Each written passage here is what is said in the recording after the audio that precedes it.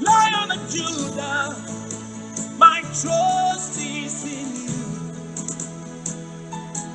Ancient of days, my trust is in you. I am that I Frères et sœurs de l'émission, la manne du ciel. La manne jaillit toujours abondamment du ciel et nous donne la vie de notre Seigneur Jésus-Christ. Le Seigneur Dieu, le Tout-Puissant, celui qui était, qui est et qui vient. Jésus-Christ est l'âme de Dieu. Il est en Dieu et Dieu est en lui. Il est Dieu le Père. Il n'a ni père ni mère. Il n'a ni généalogie. Il n'a pas de commencement de jour ni fin de vie. C'est lui, la résurrection et la vie. Et il est venu nous donner la résurrection afin qu'à travers sa résurrection, nous ayons la vie et la vie éternelle. Mes frères, mes sœurs, il faut qu'on comprenne la parole et qu'on la suive partout afin qu'on soit réveillé. Et donc, nous continuons encore avec l'alpha et l'oméga. C'est lui l'alpha et l'oméga. C'est lui, il n'y a pas un autre. Et donc, en le suivant, nous comprenons que sans lui, nous ne pouvons rien faire.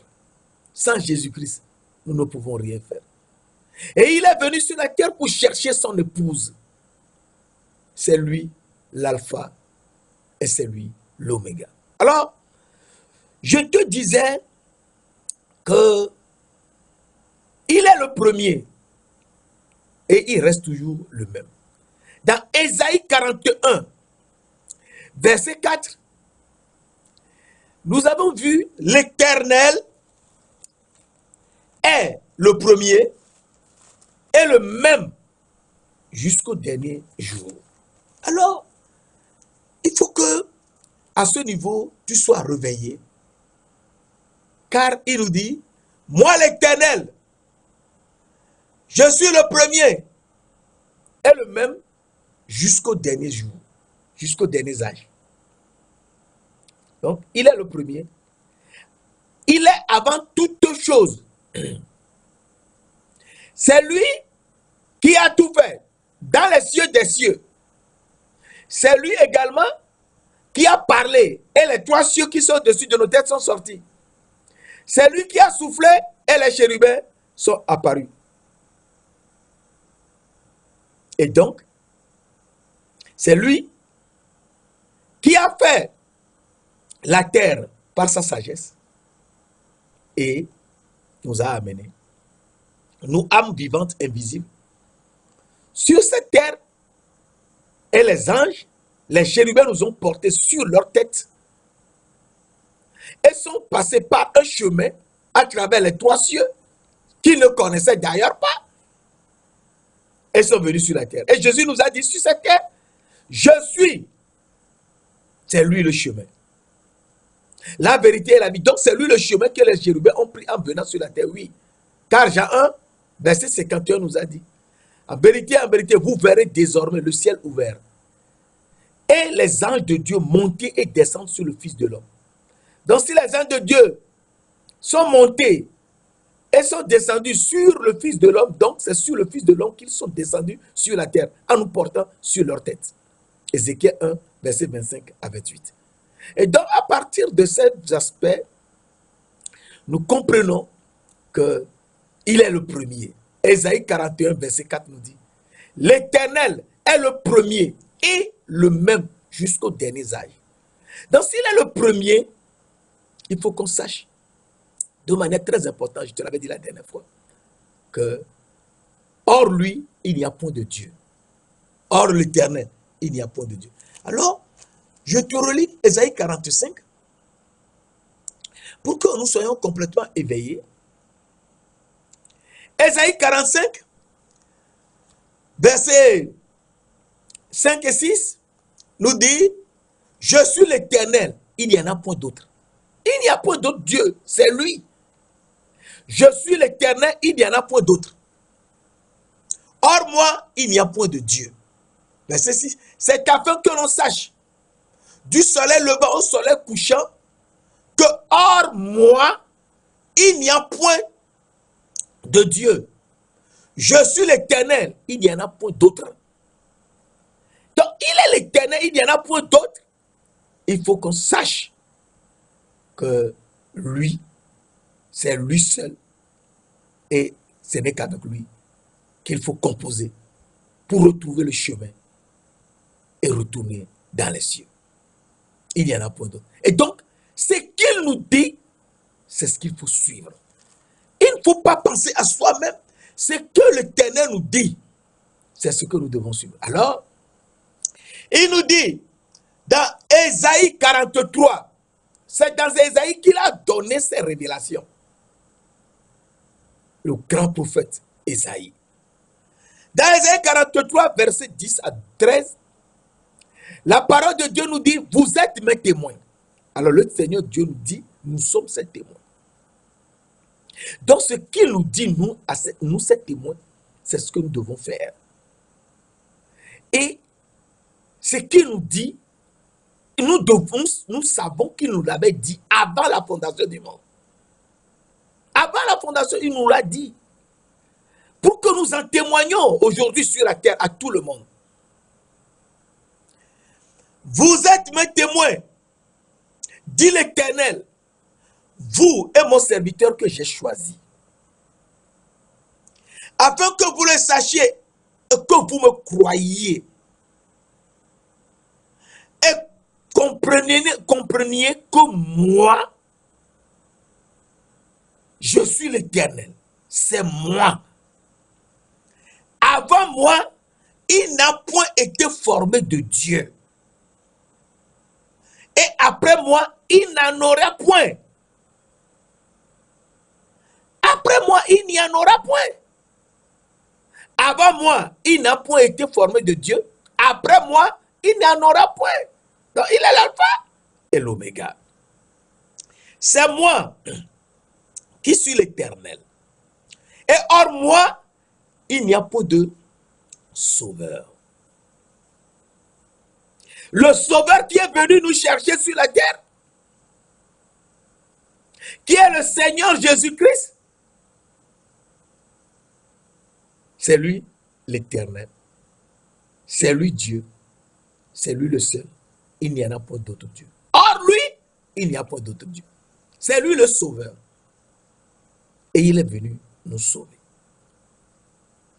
Il ne faut jamais oublier que dans Luc 2, verset 11, lorsque le roi est venu sur la terre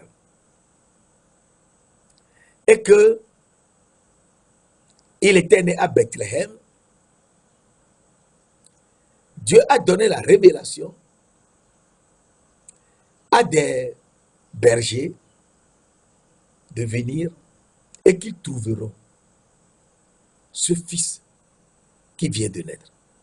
Et ce fils qui vient de naître, dans Luc 2, c'est très important, je te lis ça rapidement, on avance. Dans Luc 2, verset 11, c'est qu'aujourd'hui, dans la ville de David, Bethléem, il vous est né un sauveur, qui est le Christ, le Seigneur. Donc, un sauveur est né. Et ce sauveur, c'est ce que Ésaïe nous dit, Ésaïe 43, verset 1, c'est moi qui suis l'Éternel. Et hors moi, il n'y a point de sauveur. Donc, c'est lui le sauveur. Verset 12, c'est moi qui ai annoncé, sauvé, prédit. Ce n'est pas parmi vous un Dieu étranger. Vous êtes mes témoins, dit l'Éternel. C'est moi qui suis Dieu. Je le suis dès le commencement.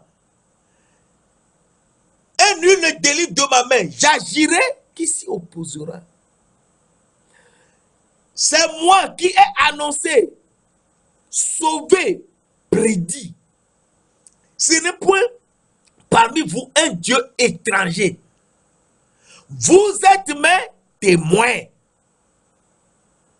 C'est, dit l'Éternel, c'est moi qui suis Dieu. Donc, le Dieu l'Éternel, c'est celui qui est venu nous sauver. Je le suis dès le commencement. Et nul ne délivre de ma main. J'agirai. Qui s'y opposera? Alors, nous voyons que dans Jean 15, verset 26-27, il veut nous montrer qui nous sommes vraiment, que nous sommes vraiment ces témoins. Dans Jean 15, verset 26-27, la parole de Dieu nous dit, quand le consolateur sera venu, que je vous enverrai de la part du Père, l'Esprit de vérité, qui vient du Père, il rendra témoignage de moi. Et vous aussi, vous rendrez témoignage. Et vous aussi, vous rendrez témoignage parce que vous êtes avec moi dès le commencement. Donc, Ésaïe 43, verset 10, nous dit, vous êtes mes témoins. Et donc, c'est à ces témoins-là qu'il parle. Vous êtes mes témoins, vous et mon serviteur que j'ai choisi. Donc, le témoin de Dieu a la révélation des choses avant la fondation du monde. Et vous rendrez témoignage parce que vous êtes avec moi dès le commencement. Quand Dieu dit dès le commencement, ça veut dire avant la fondation du monde. Donc, avant la fondation du monde où Dieu nous a révélé âme invisible, nous avons été élus en Jésus-Christ pour être saints et irrépréhensibles, c'est-à-dire justes. Et pour cela, il nous a déjà fait des témoins. Et ces témoins, ce sont ses serviteurs. Ces témoins sont serviteurs et il nous a choisis. Alors, Amos 3, verset 7 nous dit, Amos 3, verset 7. Et c'est tellement important. Amos 3, verset 7, nous lisons rapidement. Amos 3, verset 7. Car le Seigneur Dieu ne fait rien. Le Seigneur Dieu, l'Éternel. Donc, le Seigneur, qui est le Sauveur, et qui est le Christ, et qui est l'Éternel, ne fait rien sans avoir révélé son secret à ses serviteurs, les prophètes. Donc, les témoins sont serviteurs et ils sont prophètes pour aller dire les paroles de Dieu qui se trouvent dans la Bible aux autres et que nous tous, nous soyons réveillés.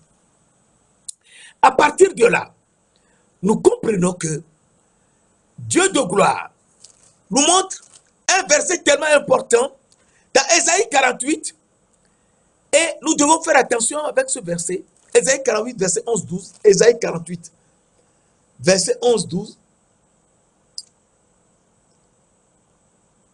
C'est pour l'amour de moi. Donc, Dieu parle de son amour. C'est pour l'amour de moi. Pour l'amour de moi que je veux agir. Donc Dieu veut agir pour l'amour de lui-même. C'est pour l'amour de moi. Pour l'amour de moi que je veux agir.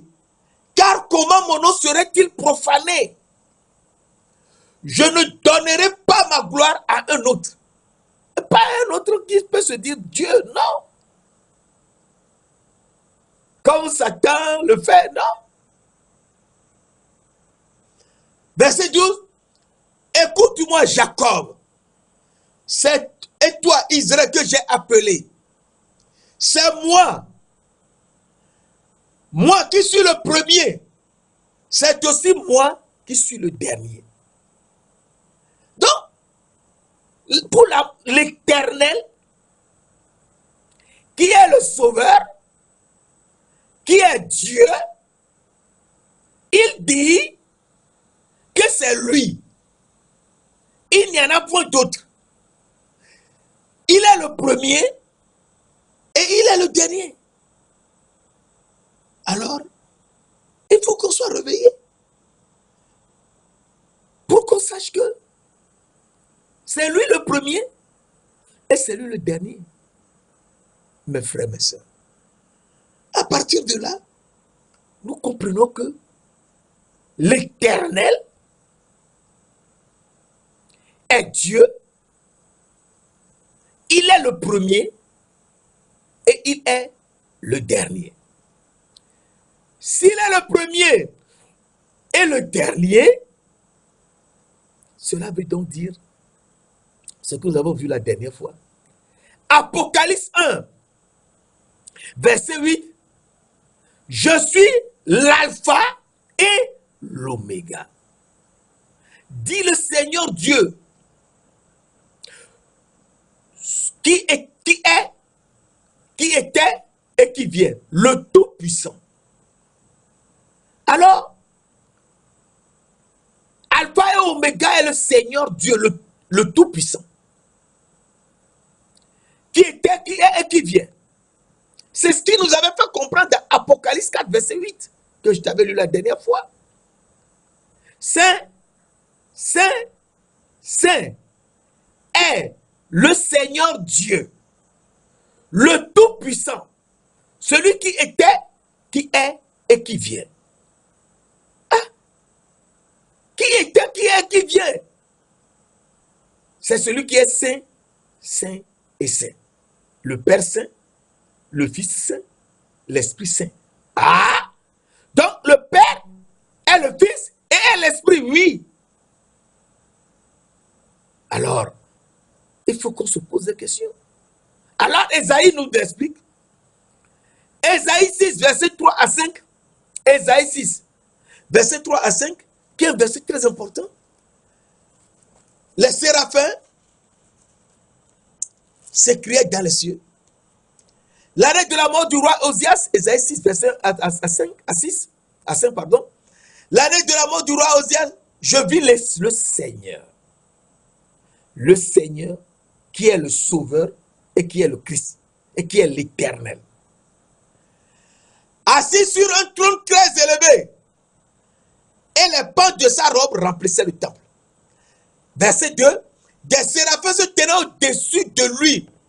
Ils avaient chacun 6 ailes, 2 dont ils se couvraient la face, 2 dont ils se couvraient les pieds, et 2 dont ils se servaient pour voler. Verset 3, ils criaient l'un à l'autre, Saint, Saint, Saint, est le Seigneur, est le Dieu, est l'Éternel Dieu, est l'Éternel des armées. Saint, Saint, Saint est l'Éternel des armées. Toute la terre est remplie de sa gloire. Verset 4. Les portures ébranlées dans leur fondement par la voix qui retentissait et la maison se remplit de fumée. Verset 5. Alors je dis, Ésaïe dit, malheur à moi, je suis perdu. Hein? Car je suis un homme dont les lèvres sont impures. Et j'habite au milieu d'un peuple dont les lèvres sont impures. Et mes yeux ont vu le roi grand air. Mes yeux ont vu le roi grand air, l'Éternel des armées. Donc l'Éternel des armées, qui est saint, saint, saint, est le roi grand air. S'il est le roi grand air, donc c'est le roi éternel. Oui. Et il est le premier et il est le dernier. En lui, il n'y a point de Dieu. Alors, mes frères et sœurs, il faut qu'on soit réveillé. Donc, c'est lui l'alpha et l'oméga. Oui, c'est lui l'alpha et l'oméga. Le Seigneur Dieu, le Tout-Puissant, qui était, qui est et qui vient. Alors, il faut qu'on se pose des questions. Oui, il faut qu'on se pose des questions. Et il est le même. Ésaïe 41, verset 4. Ésaïe 41, verset 4 nous dit, qu'on nous revoit rapidement, Ésaïe 41, verset 4. Et moi, l'Éternel, le premier est le même jusqu'au dernier âge. Il est le même. Il est le premier. Et il est le dernier. Il est l'alpha et il est l'oméga. Il est l'Éternel des armées et il est le roi, grand-père. Alors, qui est ce roi? Alors, le roi se révèle à nous. Le roi qui est saint, saint, saint, qui est l'Éternel des armées, qui est le Seigneur Dieu, le Tout-Puissant, qui était, qui est et qui vient, il se révèle à nous. C'est très important. Alors, nous lisons dans Matthieu 2, verset 1 à 11, Matthieu 2, verset 1 à 11, qui est un verset très important, que j'aime lire et relire, afin qu'on soit réveillé. Jésus était né à Bethléem, au temps du roi Hérode. Voici des mages arrivèrent, des mages d'Orient arrivèrent à Jérusalem et dirent, où est le roi des Juifs qui vient de naître? Car nous avons vu son étoile en Orient et nous sommes venus pour l'adorer. Hérode fait venir les gens, on vérifie les livres et on dit peut-être ça ce serait à Bethléem. Parce que Michée avait dit, et toi Bethléem, Michée 5, verset 1, et toi Bethléem, Ephrata, tu es celle de la petite ville, tu es petit entre les milliers de Juda. Mais de toi sortira pour moi celui qui dominera sur Israël. Celui dont les jours remontent aux temps anciens, aux jours d'éternité. Donc, celui qui est d'éternité passée, les temps anciens, aux jours d'éternité passée, il est venu sur la terre. Et il est venu, c'est lui le premier. Et c'est lui le même. Il ne change pas. C'est lui le même. Il est venu. Et on leur a dit d'aller à Bethléem voir. En allant à Bethléem, ils ont encore vu l'étoile. L'étoile qui les suivait, qui les guidait. Et cette étoile, c'est Jésus-Christ lui-même. C'est ça, hein. L'étoile qui guidait les mages, je te l'avais dit, c'est Jésus-Christ lui-même. Et toi, Bethléem, Ephrata, ça c'est Michée qui l'a dit. Mais nous voyons dans Apocalypse 22, verset 16, moi, Jésus, j'ai envoyé mon ange pour vous attester ces choses dans les églises. Je suis le rejeton et la postérité de David, l'étoile brillante du matin. Donc c'est lui-même l'étoile. Ils ont suivi l'étoile en allant à Bethléem et l'étoile est venue jusqu'au-dessus d'une maison. Alors si l'étoile est venue au-dessus d'une maison, c'est que l'étoile est descendue des cieux jusqu'en bas. Et ils étaient les seuls à voir l'étoile. Et je t'avais dit que ces mages étaient des Madianites. C'est-à-dire qu'ils sont de la famille de Madian. Madian qui est le quatrième des 6 fils que Ketura, la cananéenne, l'éthiopienne, a donné, a fait à Abraham. Abraham et Ketura étaient mariés. Beaucoup ne savent pas qu'Abraham a eu 3 femmes. Sarah, qui est sa femme. Agar, l'égyptienne, qui lui a donné Ismaël. Sarah qui lui a donné Isaac, et Ketura, qui est la Cananéenne, parce qu'Abraham était parti dans le pays de Canaan. À la mort de Sarah, Abraham a pris une femme cananéenne qui était, qu'on appelait les Éthiopiennes. Les Canaans étaient appelés dans la Bible l'Éthiopie. Et celle-ci, Ketura, a fait à Abraham 6 garçons, dont le 4e s'appelle Madian. Et ces Madianites sont venus. Et dans le verset 9 à 11, après avoir entendu le roi, ils partirent, et voici l'étoile qu'ils avaient vue en Orient marchait devant eux jusqu'à ce qu'ils, étant arrivés au-dessus du lieu où était le petit enfant, l'étoile s'arrêta. Verset dit, quand ils aperçurent l'étoile, ils furent saisis d'une grande joie. Verset 11, ils entrèrent dans la maison et virent le petit enfant et Marie, sa mère. Ils se prosternèrent, visage contre terre, et l'adorèrent. Et, étant sur pied, ils ouvrirent ensuite leur trésor et lui offrirent de l'or pour dire que c'est le roi, de l'encens pour dire que c'est le souverain sacrificateur, et de la myrrhe pour dire que c'est le prophète à écouter, mais qui souffrira à notre place. Et donc, à partir de là, le roi est venu sur la terre. Le roi est venu. Ah, c'est Jésus-Christ. Oui, c'est Jésus-Christ le roi. Le roi est venu. Et le roi qui est venu, c'est Jésus-Christ. Oui. Alors, Hébreux 13, verset 8 nous dit, Hébreux 13, verset 8 nous dit, Jésus-Christ, c'est clair et net, il n'y a pas de différence. C'est écrit, Jésus-Christ, Hébreux 13, verset 8. Jésus-Christ est le même, hier était, celui qui était.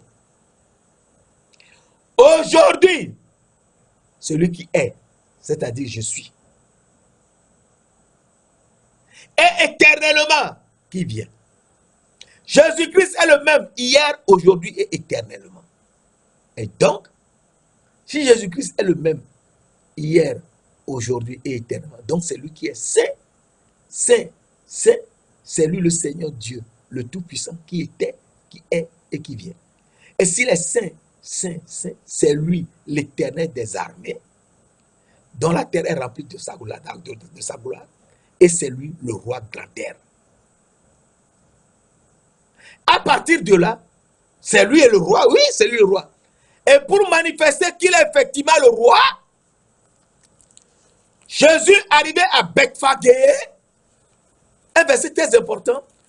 Jésus arrivait à Bethphage, envoya deux de ses disciples à Bethphage d'aller et qui trouverait une ânesse et un anneau attachés sous un arbre. Et quand ils seraient là et qu'ils les verraient, ils n'ont qu'à détacher l'ânesse et l'anneau. Si quelqu'un leur demande qu'est-ce qu'il y a, ils n'ont qu'à dire le Seigneur en a besoin. Et les deux disciples étant partis, ils ont vu l'ânesse et l'anneau. Et ils les ont détachés.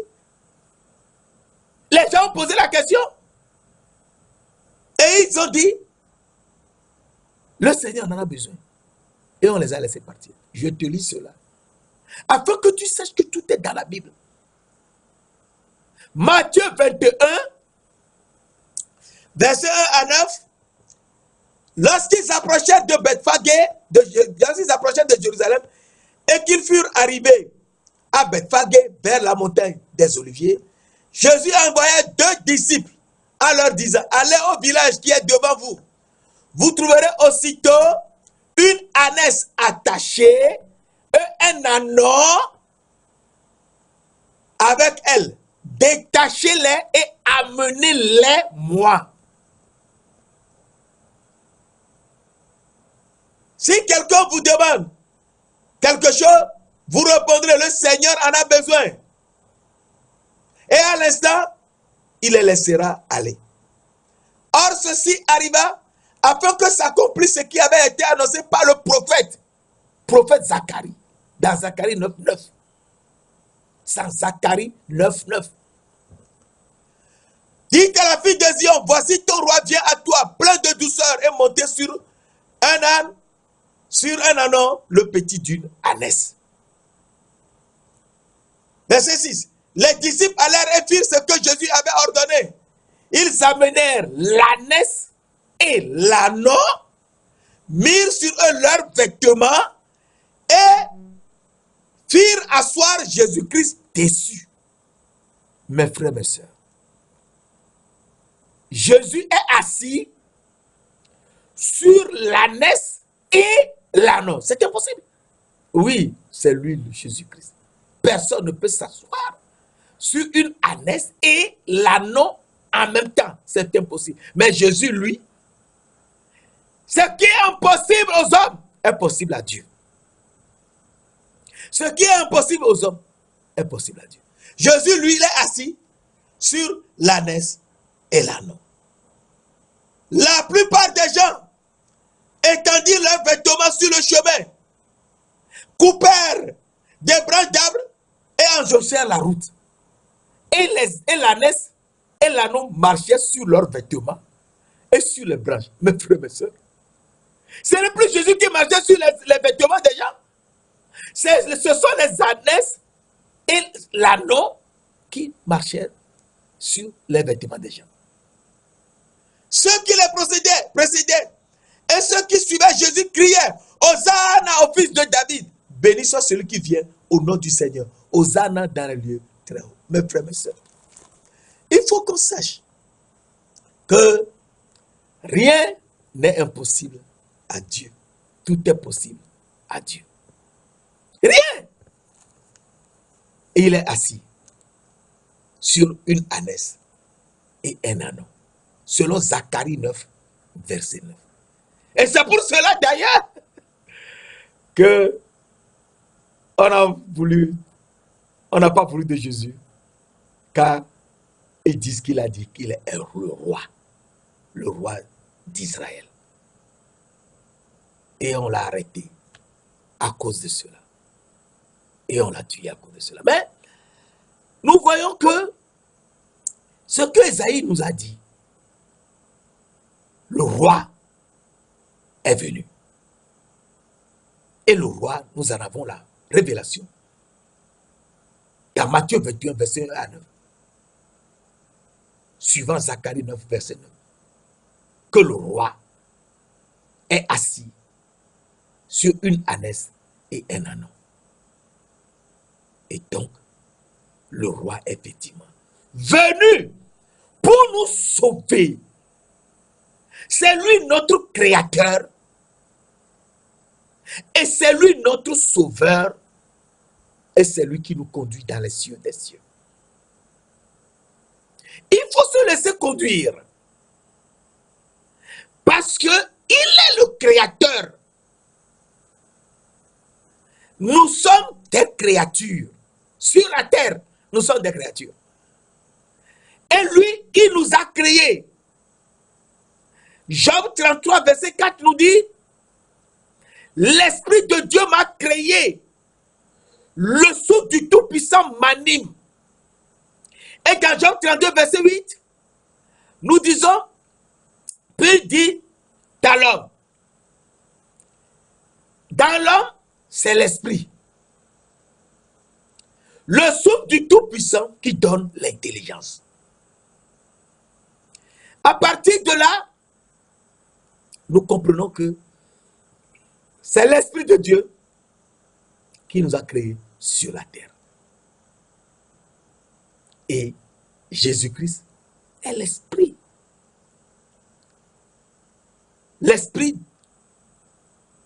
c'est l'Esprit de Jésus-Christ. L'Esprit Saint qui est aussi, qui est saint, le Fils est saint.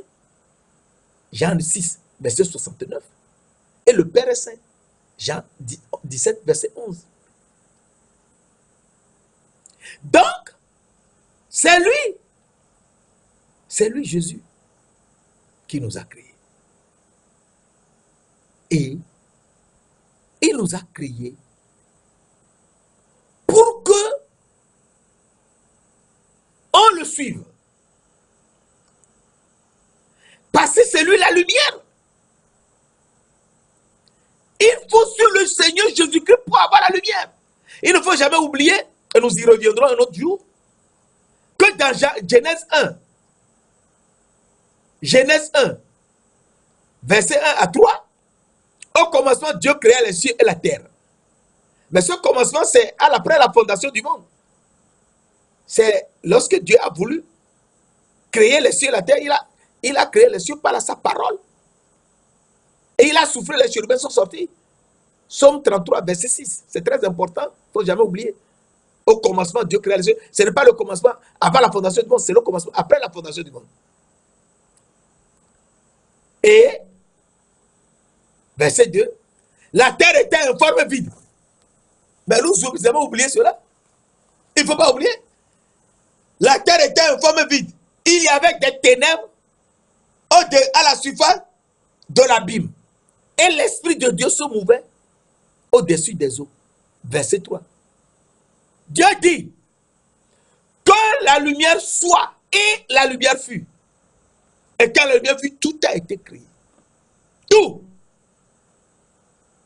Et le soleil, la lune, les étoiles, c'est toujours la lumière qui les a faites. Et là, beaucoup de gens ne le savent pas. C'est la lumière qui a créé le soleil, la lune et les étoiles. C'est la lumière. Tout a été créé par lui. Et sans lui, rien de ce qui a été créé n'a été créé. À partir de là, nous savons que c'est Jésus-Christ qui a tout créé. C'est lui qui a tout créé. Jean 1, verset 1 à 4, nous dit, au commencement, avant la fondation du monde, était la parole. Et la parole était avec Dieu. Et la parole était Dieu. Elle était avec Dieu dès le commencement, c'est-à-dire avant la fondation du monde. Tout a été, verset 3, tout a été fait par la parole. Et rien de ce qui a été fait n'a été fait sans la parole.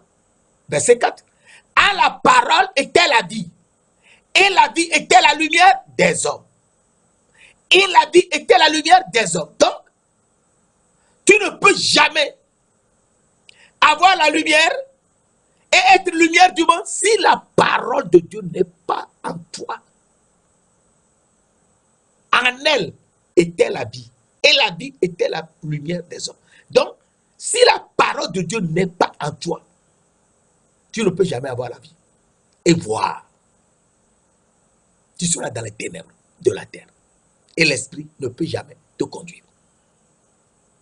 Donc, à partir de là, nous comprenons très bien que Dieu de gloire, il est celui qui nous montre qu'il est le premier et le dernier. Alors, je te répète cela et nous enchaînons. Ésaïe 44, verset 6. Ésaïe 44, verset 6. C'est afin que l'on sache du soleil levant au soleil couchant que hors moi, il n'y a point de Dieu. Je suis l'Éternel. Il n'y en a point d'autre. Il n'y en a point d'autre. Et donc, s'il n'y en a point d'autre, il est celui qui est le premier et le dernier. Il est le premier et le dernier. Et donc, à partir de là, nous savons que s'il est le premier et le dernier, qui nous a dit dans Ésaïe 48, verset 12, je te répète cela et nous enchaînons.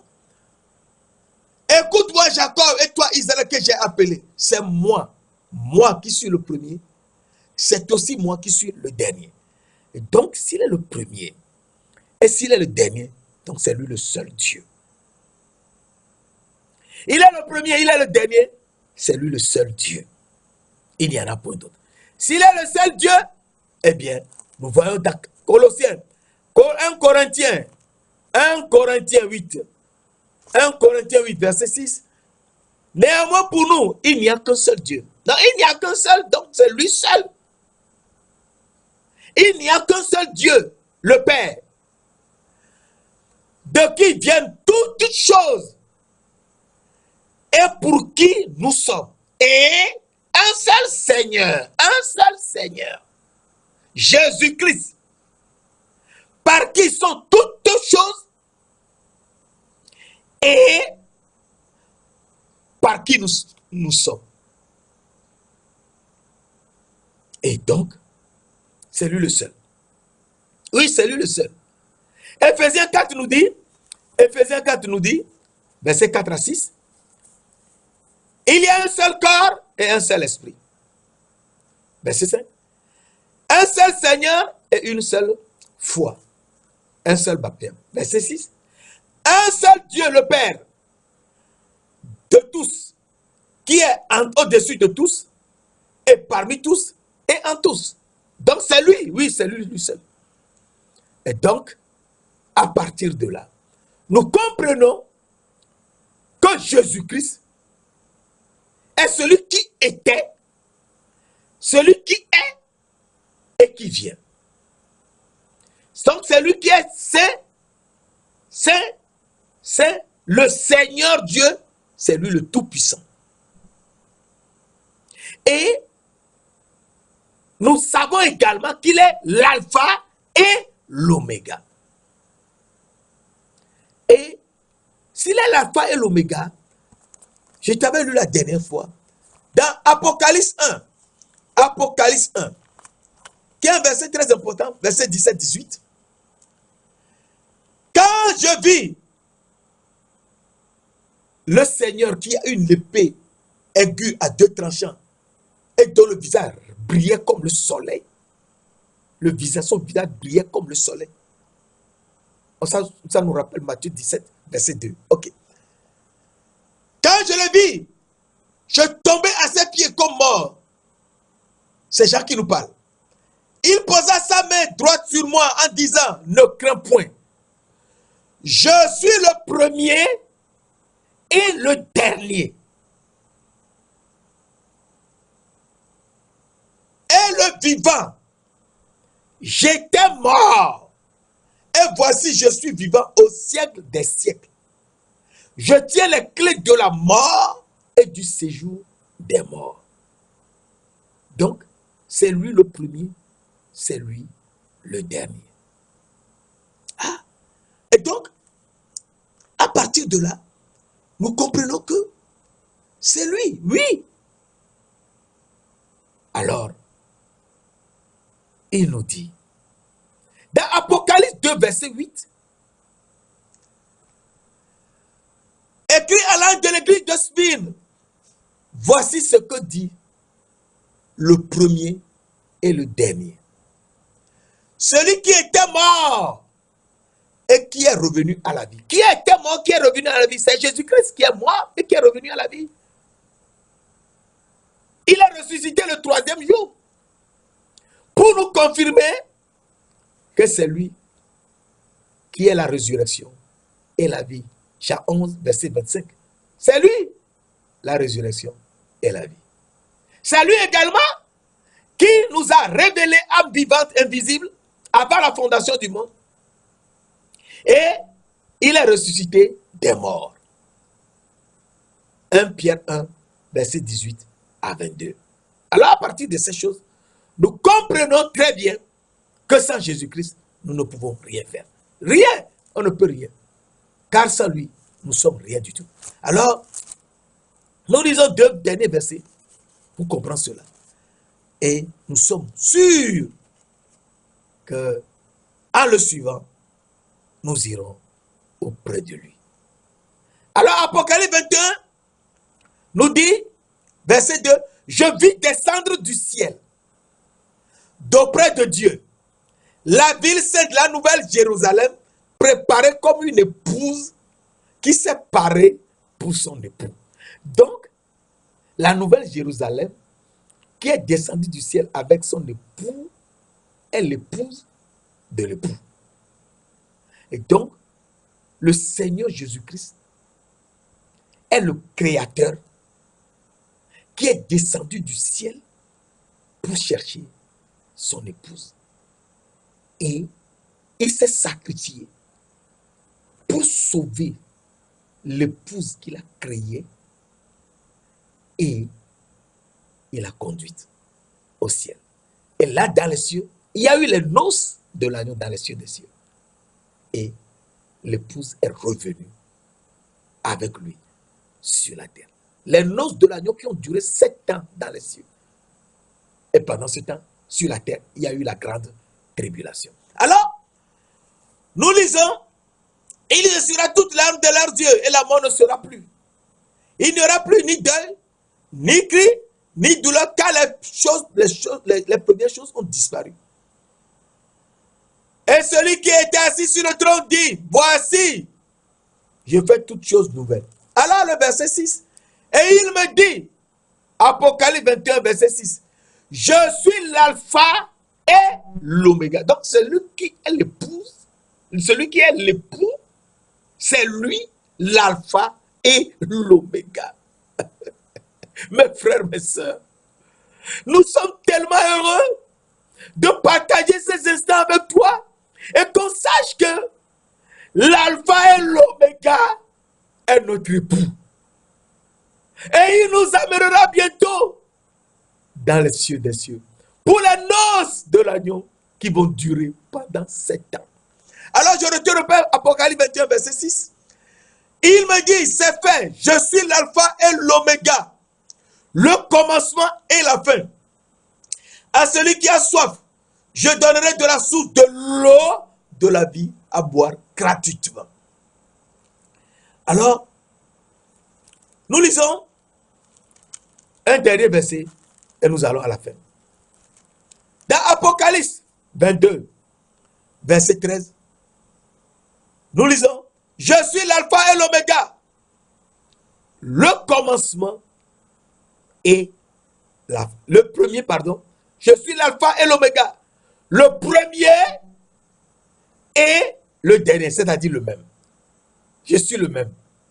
Comme nous avons lu précédemment dans Ésaïe 41, verset 4. L'Éternel dit, je suis le premier et le même jusqu'au dernier âge. Ici, il nous dit, je suis l'alpha et l'oméga. Le premier et le dernier. Le commencement et la fin. Donc, nous comprenons que l'alpha et l'oméga, il est le premier et le dernier. Il est le commencement de tout et la fin de tout. Alors, il faut se poser des questions. Qui est donc le Seigneur Jésus-Christ qui est l'alpha et l'oméga? Pour qu'on sache comment l'adorer. Il est très important de le savoir, mes frères et sœurs. Qui il est? Il faut qu'on le sache. Alors, le Dieu de gloire, le Tout-Puissant, nous le montre aujourd'hui dans Hébreux 7, verset 3. Il est sans père. Hébreux 7, verset 3. Il est sans père, sans mère, sans généalogie. Ah, il est l'alpha, il est le premier. Il est l'oméga, il est le dernier. Donc il n'a pas de père, il n'a pas de mère. Oui, il n'a pas de père ni de mère. C'est nous qui avons un père. Mais nous n'avons pas de mère au départ. Non, Adam a été fait à partir de la poussière de la terre. Il n'a pas eu de mère. Ève également n'a jamais eu de mère. Est-ce que tu sais ça? Ève a été faite à partir de la côte d'Adam. Et Dieu qui a pris la côte d'Adam, c'est-à-dire la chair d'Adam, a fait Ève en y mettant l'âme et l'esprit d'Adam dans la chair. Pourquoi? Parce que Dieu lui-même viendra sur la terre en entrant dans la poussière de la terre qui est la femme. Est-ce que tu sais ça? La jeune fille vierge a été enceinte par la vertu du Saint-Esprit. L'Esprit est venu et est entré dans la poussière de la terre, qui est la chair de Adam. Et la jeune fille a enfanté un fils qu'on nomme Jésus-Christ. Et donc, Hébreux 7, verset 3 nous dit, il est sans père, sans mère. Il n'a pas de père, il n'a pas de mère. Il est le premier, il est le dernier. Il n'a pas de père, il n'a pas de mère. C'est nous qui avons un père, c'est-à-dire lui-même. C'est pourquoi on parle de père dans la Bible. Père, c'est parce que c'est notre père qui est aux cieux. C'est lui notre père. Lui-même n'a pas de père. C'est la jeune fille vierge qui l'a enfanté ici. Il est sans père, sans mère, sans généalogie. Il n'a ni commencement de jour, ni fin de vie. Il n'a ni commencement de jour, ni fin de vie. C'est-à-dire, c'est lui-même qui est le commencement et la fin. Il est l'alpha et l'oméga, le premier et le dernier, le commencement et la fin. Il n'a ni commencement de jour, ni fin de vie. C'est lui-même le commencement et la fin. Mais il est rendu semblable au Fils de Dieu, ce Melchisédek. Donc, sur la terre où il est venu, il s'est fait appeler Fils de Dieu pour nous sauver et faire de nous des fils de Dieu. Pour faire de nous des fils de Dieu. Et pour être fils de Dieu, il faut qu'on soit à son image. Il faut qu'on soit à son image. Et qu'on soit frère. Alors je te lis cela rapidement et nous allons à la fin. Romains, ça se trouve dans Romains 8. Romains 8, verset 29-30. Car ceux qu'il a connus d'avance, il les a aussi prédestinés. Donc c'est une question de prédestination, ce n'est pas d'aujourd'hui. C'est une question de prédestination. Et quand tu comprends que tu es prédestiné, il faut que tu commences à prier. C'est très important. Il les a aussi prédestinés à être semblables à l'image de son fils. Afin que son fils fût le premier-né entre plusieurs frères. Verset 30. Et ceux qu'il a prédestinés, il les a aussi appelés. Et ceux qu'il a appelés, il les a aussi justifiés. Et ceux qu'il a justifiés, il les a aussi glorifiés. Qui sont ceux qu'il a prédestinés, appelés, justifiés et glorifiés? Eh bien, ceux-là, ce sont les élus avant la fondation du monde. Ce sont les élus avant la fondation du monde. Et je te lis cela et nous allons à la fin. Apocalypse 17, verset 14. Apocalypse 17, Apocalypse 17, verset 14. Ils combattront contre l'agneau et l'agneau les vaincra. Parce qu'il est le Seigneur des seigneurs et le roi des rois. Et les appelés, les élus et les fidèles, ceux qui sont justifiés, Les vaincrons aussi. Eh oui, nous les vaincrons aussi. Les élus, oui, les élus. Quand je t'avais lu, dans Éphésiens 1, verset 4, en Jésus-Christ, nous avons été élus avant la fondation du monde pour qu'on soit saint et juste. Alors, à partir de là, nous comprenons que le Seigneur Jésus-Christ, c'est lui qui est le roi des rois, le Seigneur des seigneurs. Apocalypse 19, verset 13 à 16 nous dit, Apocalypse 19, verset 13 à 16, il était revêtu d'un vêtement teint de sang. Son nom est la parole de Dieu. Au commencement, Jean 1, verset 1, au commencement était la parole, et la parole était avec Dieu, et la parole était Dieu. Dans la parole, alléluia, qui a été faite chair. Et la parole a été faite chair, et elle habitait parmi nous, pleine de grâce et de vérité. Jean 1, verset 14. La parole qui a été faite chair, qui est habitée parmi nous, pleine de grâce et de vérité. Eh bien, la parole a porté un vêtement ici. Jean, Apocalypse 19, verset 13, teint de sang. Il est mort pour nous. Ok. Les armées qui sont dans le ciel le suivaient sur des chevaux blancs, revêtus d'un fin lin blanc, blanc pur. De sa bouche, de sa bouche sortait une épée aiguë pour frapper les nations. Il les pètera avec une veine de fer et il foulera la cuve du vin de la colère, de l'ardente colère de Dieu Tout-Puissant. C'est lui-même, Dieu Tout-Puissant. Verset 16 enfin. Il avait sur son vêtement et sur sa cuisse un nom écrit: Roi des rois, Seigneur des seigneurs. Donc la parole de Dieu est le roi des rois, le Seigneur des seigneurs. Oui, c'est lui. La parole, oui, c'est lui la parole. Roi des rois, Seigneur des seigneurs. Alors, nous lisons dans Timothée, 1 Timothée 6, verset 15. Que manifestera, à partir de 14 à 16, de vivre sans tâche et sans reproche. 1 Timothée 6, verset 14 à 16.